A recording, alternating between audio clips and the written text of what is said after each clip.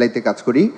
মাননীয় প্রধানমন্ত্রী, এই বিশ্বে যতগুলো যুদ্ধ হয়েছে সব যুদ্ধের বিপক্ষে আপনি রয়েছেন এবং যুদ্ধকে না বলার কথাই সবসময় আপনার কণ্ঠ দিয়ে ধ্বনিত হয়েছে।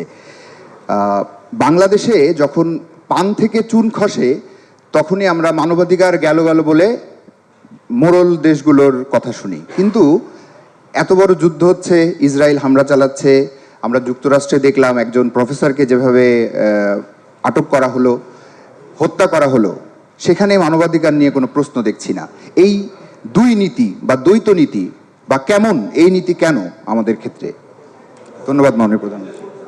এটার উত্তর তো যারা এইভাবে মানবাধিকার লঙ্ঘন করছে তারা দেবে, এটা তো আমারও প্রশ্ন, এবং সেই প্রশ্নটা আমিও আন্তর্জাতিক পর্যায়ে আমি করে এসেছি যে এই দুমুখ নীতি কিসের জন্য।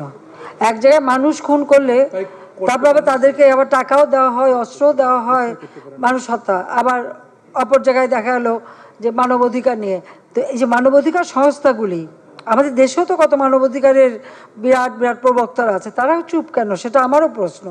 আমি তাদের কাছে জিজ্ঞেস করি যে তারা চুপ কেন, এখন কথা বলে না কেন, বা তার ব্যবস্থা নেয় না কেন।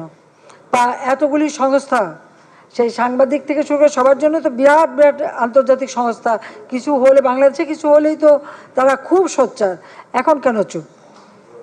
তবে সাধারণ মানুষ চুপ থাকে না, এখন কিন্তু প্রতিবাদ। এই প্যালেস্টাইনের বিষয়টা আসার পরে কিন্তু যেভাবে নারী শিশু হত্যা, হাসপাতালে বোমা মারা প্রতিদিন, এটার ব্যাপারে কিন্তু আজকে বিশ্ব খুব জাগ্রত। এটা হলো বাস্তব, এটাই হচ্ছে সব থেকে বড় কথা। হ্যাঁ, ওরা অ্যারেস্ট করছে, আর সেটা নাকি তাদের গণতান্ত্রিক প্রক্রিয়া। তো সেটা আমি শুরুতেই বললাম, এই গণতান্ত্রিক প্রক্রিয়া আমরাও করবো আর কি।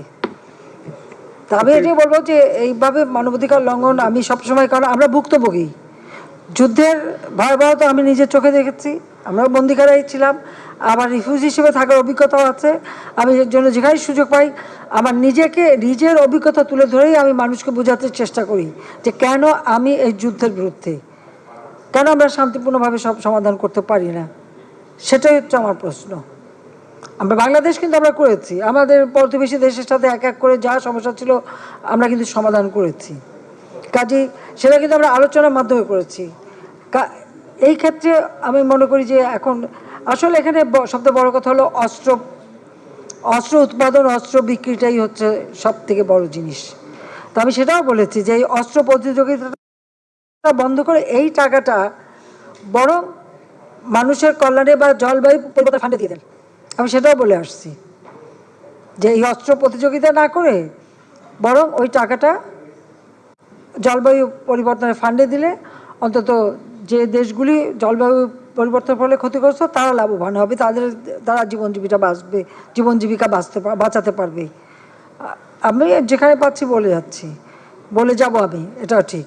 তো সবাইকে অনেক অনেক ধন্যবাদ, সবার জন্য একটু ধন্যবাদ। আপ্যায়নের ব্যবস্থা আপনাদের জন্য